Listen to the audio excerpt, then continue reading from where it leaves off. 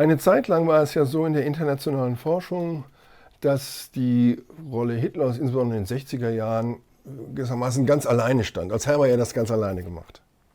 Und dann gab es eine Gegenbewegung in den 70er und 80er Jahren von vielen Historikern aus den USA, aus Israel, aus Deutschland, Frankreich, die die Rolle Hitlers immer weiter zurückstellten und stattdessen die Funktion der verschiedenen Stäbe in den Vordergrund stellen.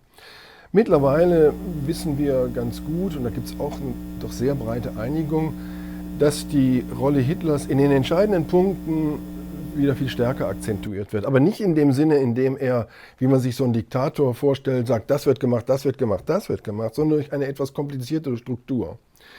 Man wusste nämlich in den verschiedenen Behörden und in seiner Umgebung und seinen engsten Mitarbeitern, dass Hitler in der auch in anderen Fragen, aber vor allen Dingen in der Judenfrage immer wieder dazu neigte, die jeweils unter den Vorschlägen, die ihnen gemacht wurde, die jeweils radikalsten auszuwählen. Das war bekannt. Und unter den Unterführern des Nationalsozialismus kursierte das Wort, was würde der Führer in dieser Situation tun, wenn es eine offene Situation gab?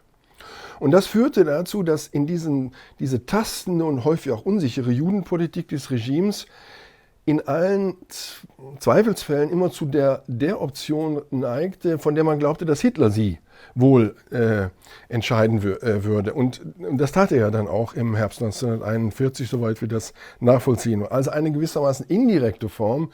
Der Führermythos, Führernimbus war so groß, dass man glaubte, wenn ich die oder jene Frage beantworte, dann muss ich daran denken, dass der Hitler vermutlich die radikalste Lösung wählen würde.